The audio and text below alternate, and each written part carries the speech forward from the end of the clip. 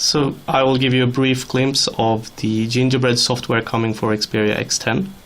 This is a prototype phone with near final software, not fully final but still near, and should be representative for most of the experience that some of you will be able to get in your X10 later. So the main home screen is basically, if you know Xperia Arc and Xperia Neo, it's very similar. So you have, this is the out-of-box look.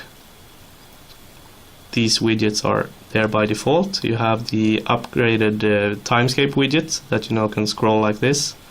You also have Google search. You also have the media widgets where you have a music player.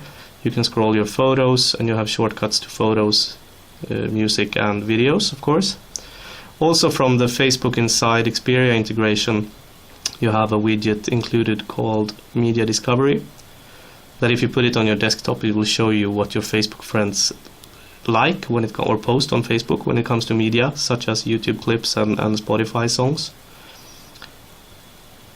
Then of course, if you enter the photo gallery, for example, you also have the Facebook integration there, so that you can see your wall photos, your mobile uploads and other albums that you've added to Facebook. You can even comment and read comments from there as well. So the app tray is similar to the Xperia Arc and Neo. You scroll it like this, and you have all your applications. You can choose sort order from your own order, alphabetical, most used, or recently installed.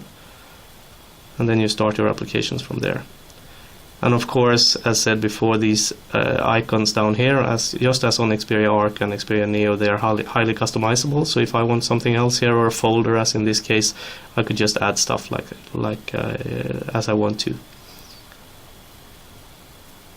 Something that I'm really glad for is the camera interface. As we said back in March, the plan back then was to use the standard Android camera interface, but our developers have been working on it, so now we actually have the same interface as in the current version of X10. So you will have the camera that you're already used to, just as in the current X10, with the normal features like face detection, single autofocus, multi autofocus, etc. That should give you some more features than the standard Android camera. You also have HD video recording, just as in the current software of Xperia X10. In the settings menu, you have a few new things coming with the later version of Android, which is especially perhaps the tethering opportunities, that you could use USB tethering or Wi-Fi hotspot tethering to actually use your phone as an internet router for your PC. You also have the possibility of moving applications to the SD card, which is new for the later versions of Android.